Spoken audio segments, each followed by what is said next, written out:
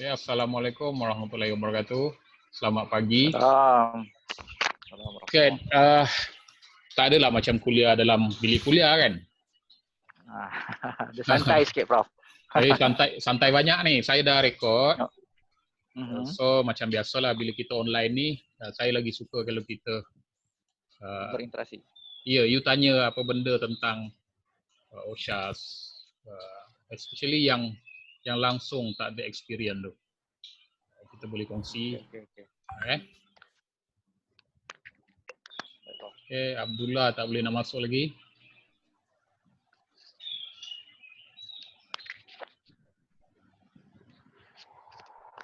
So construction dah dapat dah? Hafiz. Ada certification untuk OSH. Construction untuk ni sekarang tengah ISO 45. Yalah, dah dapat belum? Belum lagi. Siapa buat? Sekarang dia KCC buat lah. Dia ada HQ lah. Yalah, konsultan siapa buat? Saya tak tahu, saya Siri betul pun. Cakap dengan bos lah, tak payah buat, panggil konsultan, Hafiz buat sendiri. Yang saya. Dia sebab Prof, kadang-kadang benda macam ni, bila kita yang dekat operation ni, kita tak buat manual, tak buat apa, kita tak berapa nak faham, Prof. Sebab kita implementation saja. Kalau kita yang duduk dekat management, kita yang orang kata yang buat dokumen apa semua, baru kita boleh faham macam mana dia punya tu. Sebab bila dekat operation biasanya lah Prof, kita orang ni just implement je. Okey, dia itu yang persepsi yang terbalik tu. Okey, sebab kita yang kena ingat untuk pembinaan manual, OSHA 3000, ISO 45000, ILO OSH, ISO 9001. Okey. Top management hanya buat dari segi komitmen dia. Sebab dia tahu. Itulah sebab yang saya punya pengalaman lah, sebab once kita pergi company yang memang dah certified apa semua, sebab sistem dah ada, so kita ni memang orang kata zero knowledge pasal ISO ke. So bila kita dah dekat operation, kita kadang-kadang kita malah nak berfikir tau, sebab kita tahu kita just under operational control sahaja. Sebab kalau ikutkan clause tu, dia ada banyak. Dia macam 45,000 sekarang ni, dia ada orang kata apa LOR apa semua tu bagai tu. So yang benda-benda yang macam ni, kita kadang-kadang kita tak terfikir pun sebenarnya datang daripada operational benda-benda macam tu. Okey. Sebab dia ada operational tu lah dia punya daging dia. Sebab dia dekat situ dia ada interested party kan, external, internal apa semua. Benda-benda macam tu, ini yang saya nampak lah under 45,000 lah. Sebab dia macam company saya. Okey, dia macam ni Kalau kita datang dari luar, masuk kerja dekat satu company, then company tu dah ada manual, it's okay. So memang kita just follow the procedure, just follow the work instruction. Sebab benda dah ada. Tapi kalau macam company Hafiz lah misalnya kan, company tu sendiri, okay, kita nak buat sekarang certification. Dalam tempoh masa 1 year, kita target kita nak dapat kita punya certification, sama ada dari SIRIM, dari NIOSH ataupun dari apa ni, mana-mana lah, CB company lah, certification bodies kan. So apa yang paling bagus adalah kita yang dekat bawah ni yang buat kita punya work instruction. Manual is manual, memang top management kena buat, sebab itu memang dia. Tapi work instruction tu sebab dia melibatkan kerja kita kat bawah. Itu yang kita selalu terconfuse. Itu sebab bila HQ datang, siap manual, siap work instruction, siap SOP, bila sampai dekat kita kat bawah, kita dah angin. Apa yang dia tulis dekat HQ tak sama apa yang kita buat. Itu yang selalu kantoi. Bila auditor datang, soalan auditor adalah tak akan ada auditor tanya kita berkenaan benda yang kita buat dekat site. Tak ada. Sebab auditor tak kira pasal kita punya kerja. Betul? Confirm. Auditor ni tak kira pasal kita punya kerja. Dia buat datang. terror biasanya. Ha. Tapi auditor terror kat mana tau? Itu kita tak boleh kencing dia. Dia terror Dia dekat dekat. clause apa semua. Ya. Itu memang saya tak nafikan Prof. Tapi kadang-kadang kan kalau kita macam saya lah, experience saya lah kan. Sebab dekat clause tu ada berbagai-bagai. Seorang kata sampai 14-15 yang kadang-kadang kita tak nampak dia punya link. Bukan sebab kita tak nampak, sebab kita tumpu kepada operational control. Jadi kita tak nampak benda-benda yang orang kata sebenarnya kita punya hard tu dekat operational control, ada benda-benda lain yang input yang sebenarnya dekat kita. Memang macam tu lah dia. Okay. So, itu sebab banyak company yang dapat NCR banyak. Kadang-kadang NCR major pun sampai 5, 6, 7. Sebab audit, auditi ni kita yang diaudit. Okay. Auditi ni, dia nampak remehkan auditor satu. Dia lawan auditor satu hal lah. Dia tak faham tentang manual dan SOP dan juga work instruction. So itu yang kita selalu terkena tu. Kita kena faham kehebatan auditor ni yang datang dari SIRIM, yang datang dari LIOT, yang datang dari CB lain, NIOSH semua kan. Adalah dia boleh hafal semua klausa, perkataan dan juga interpretation dia daripada 4.1 sampai last. Kalau ada 4.8, 4.10, 4.15 tu semua dia boleh hafal dan dia tahu. Tapi dia tak tahu tentang construction. Sebab background dia mungkin datang dari oil and gas. Background dia mungkin datang daripada admin. Manufacturing. Okay, so dia tak tahu. Tapi dia pandai relate antara klausa yang ada, work instruction yang ada, SOP yang ada dengan site kita. Itu kita kantoi selalu. Jadi bila kita kat bawah yang implement benda ni, kita tak faham, bukan kita tak faham, kita tak tahu pun tentang work instruction. Work instruction kata, kalau dekat site, kalau kita nak buat satu rumah banglo, misalnya lah kan, beam dia mesti bersaiz berapa? 4x4. Contoh lah contoh. Dalam manual, dalam instruction, clear kat situ 5x5. Tapi amalan kita... Suri minta approve. Suri, tak nampak pun lagi nama dia. Dia beritahu ni minta approve. Fairul Hisham. Tak ada. Fairul Hisham baru Fairul lah tu.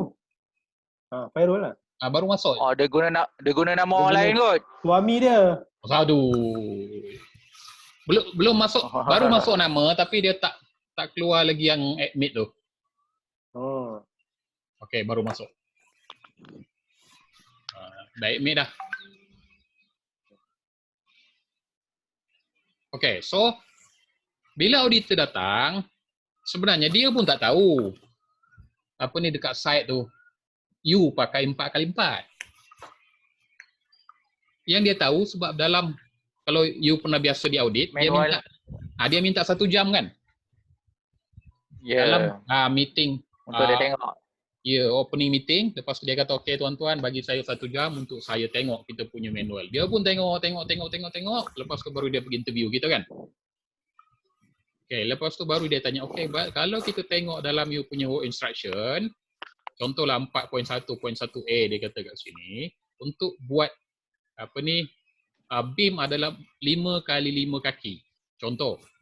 Kita pula buat dekat site, kita cakap salah tu.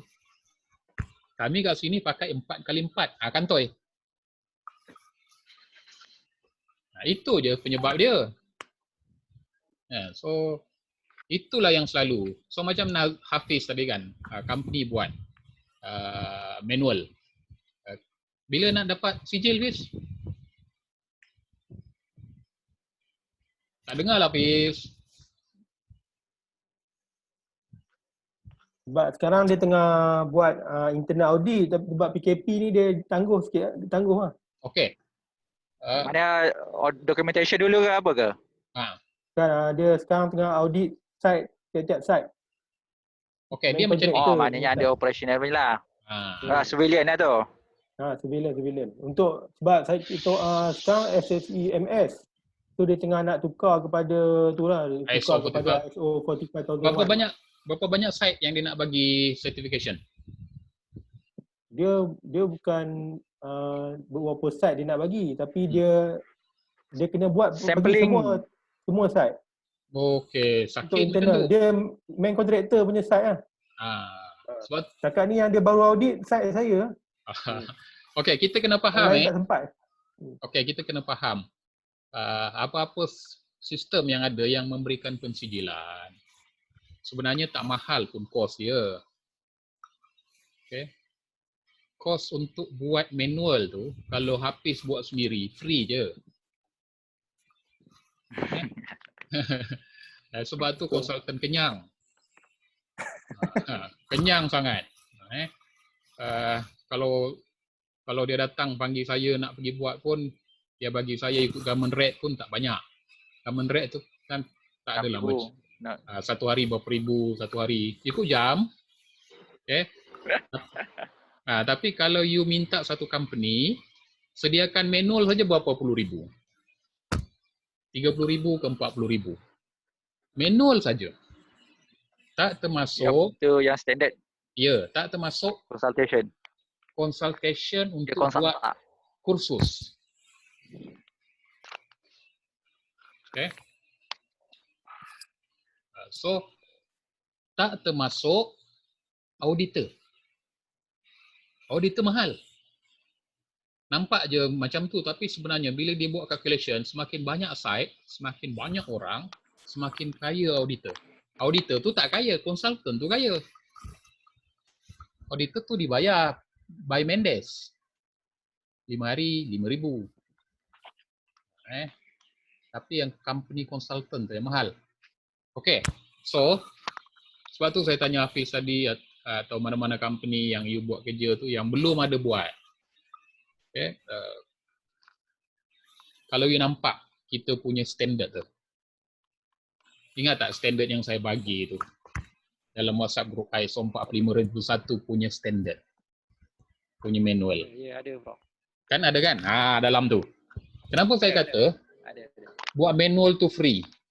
Sebab daripada manual lah tu, standard tu yang akan jadi manual kita. Ya, kita olah daripada semua dia punya clause yang ada tu. Ikut kita punya. Kita tailor-made kepada kita punya company. Ya, tukar je nama dia. The organization. Kan ada tulis tu, the organization shall be.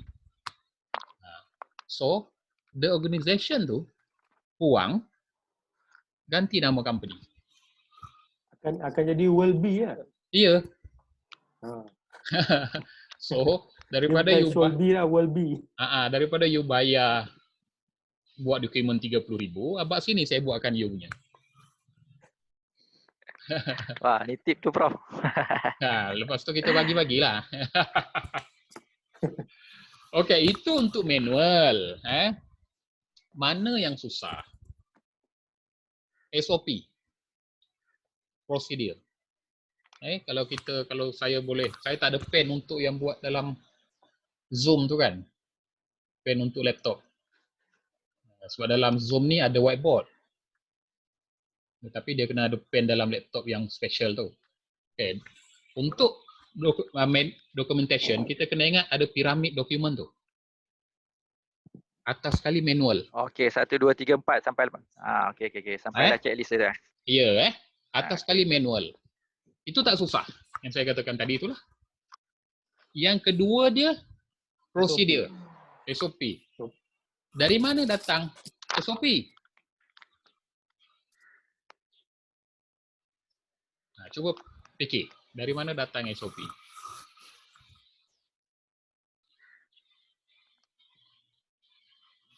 Aktiviti. Bukan? Proses kerja. Bukan?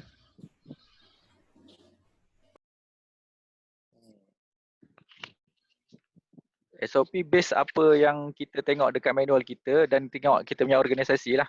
Okey, organisasi pun tidak. SOP muncul dari manual standard ISO 45000 atau manual OSHAS 18001. Okay. Kalau you baca betul-betul manual tu, yang asal yang you belum transfer pergi you punya company punya. Bila dia kata syarikat, organisasi mestilah menyediakan prosedur,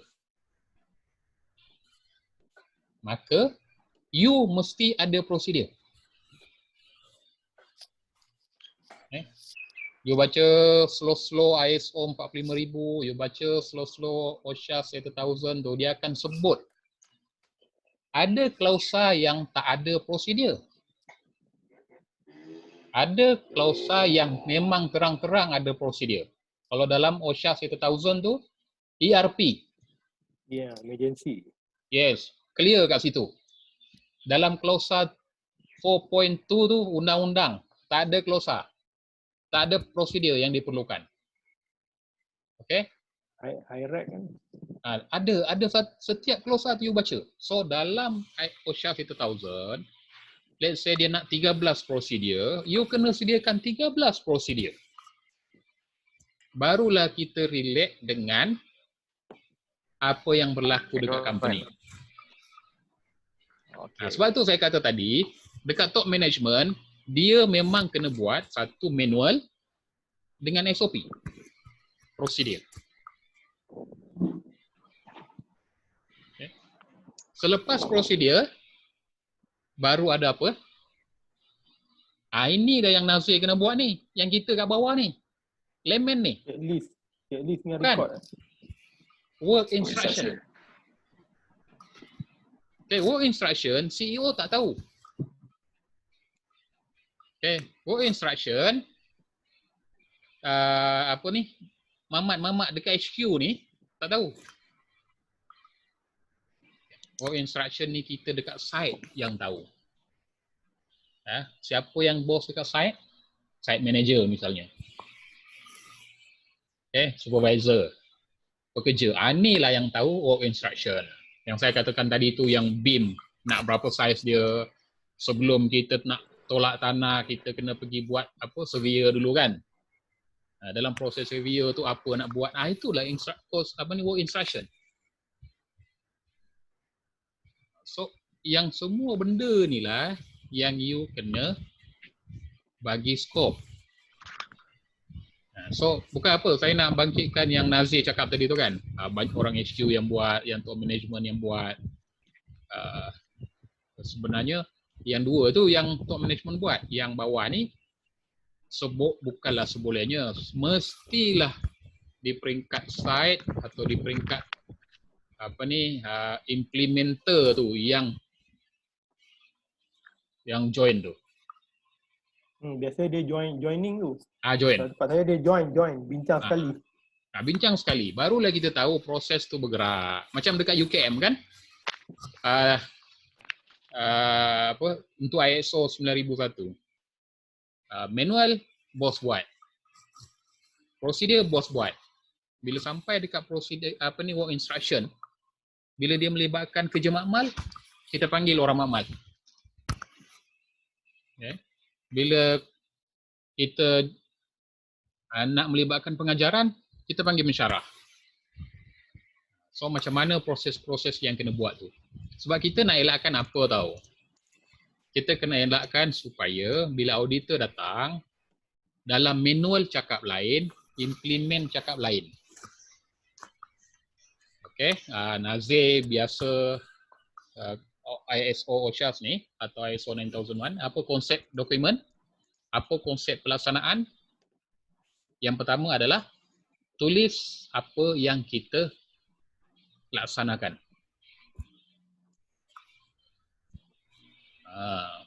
Itu konsep dia. Yang kedua, laksanakan apa yang kita tulis. Simple like that.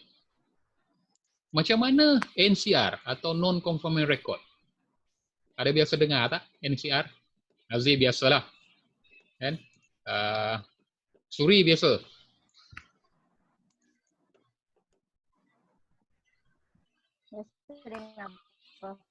Pernah dengar? Pernah. Okay.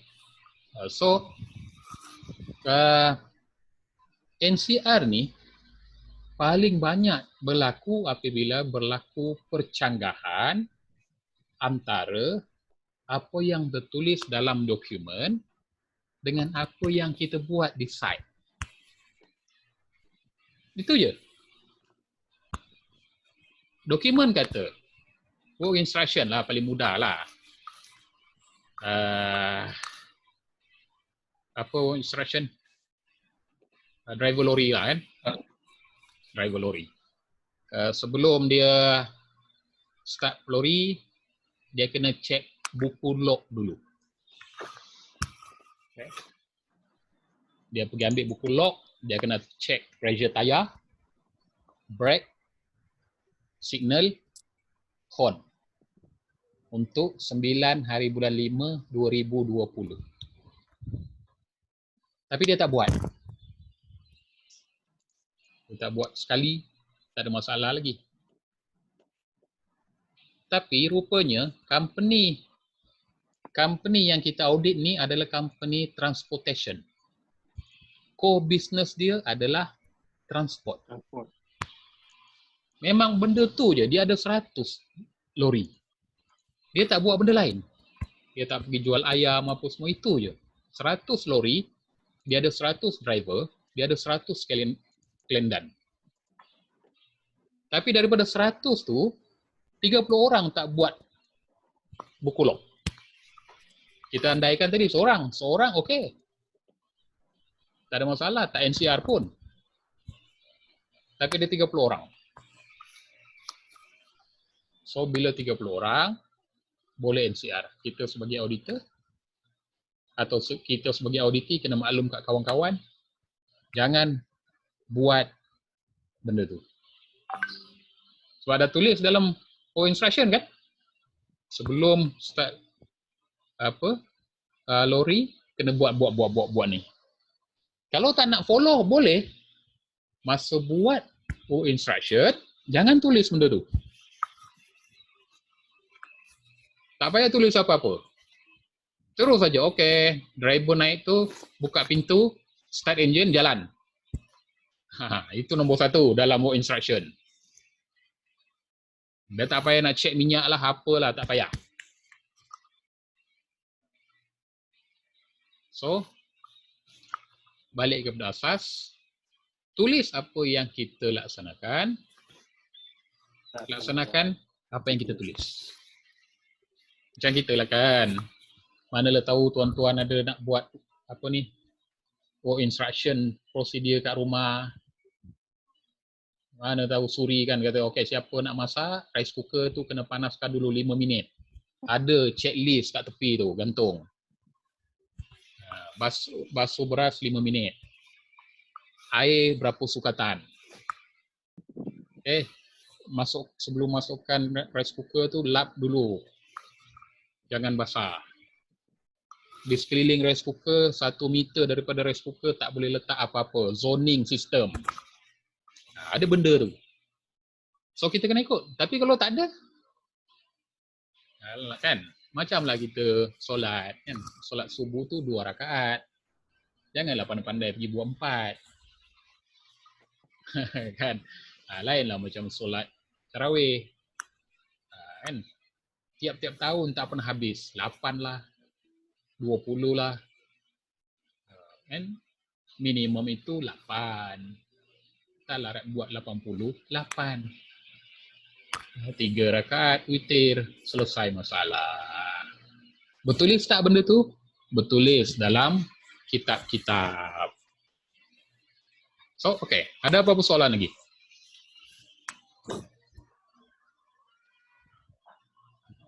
Prof, Yap. okay. Untuk work instruction ni, kita buat apa yang kita tulis apa yang kita buat dan kita buat apa yang kita tulis. Okey. Tapi bila ada auditor datang, dia ada, contohnya dia ada komen, dia kata work instruction awak ni tak cukup. Maksudnya dia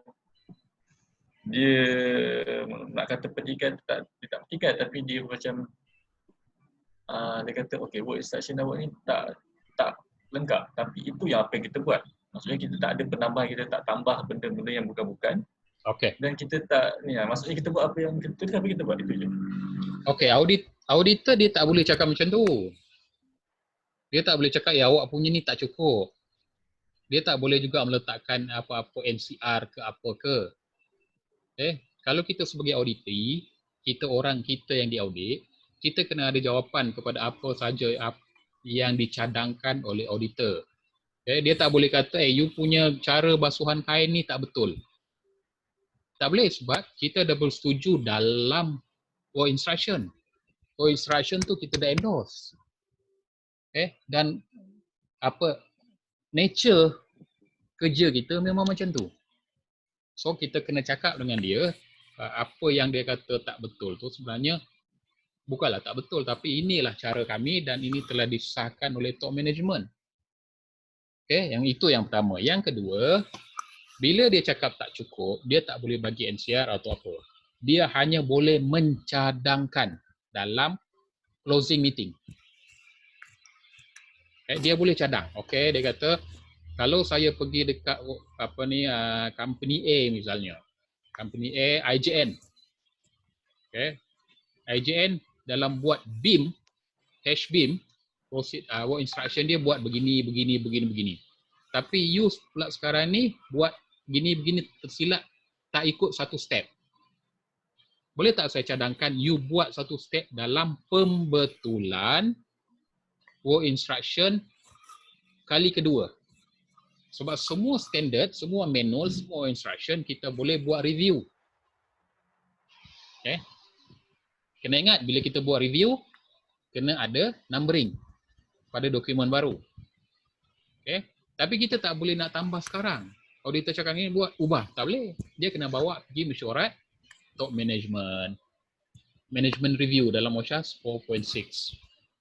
So kena buat macam tu. Auditor tak boleh cakap terus terang. Kalau you tak suka auditor tu, you pecat dia. Tak ada masalah. Sebab sekarang ni kebanyakan auditor dan CB buat benda konsultan semua ni duit. Semua main duit. Dan bukan apalah, saya bagi tahu ada satu company, bukan company, agensi kerajaan besar. Saya jadi safety advisor kat dia. So ada satu CB datang, saya kata dengan dia, okay, agensi ni nak buat certification, ISO 45000. Tapi bajet kami hanya ada 40,000. Daripada buat manual, kursus apa, semua sampai certification audit semua tu ada 40,000. So kita sebagai klien boleh cakap apa tau? Take it or leave it.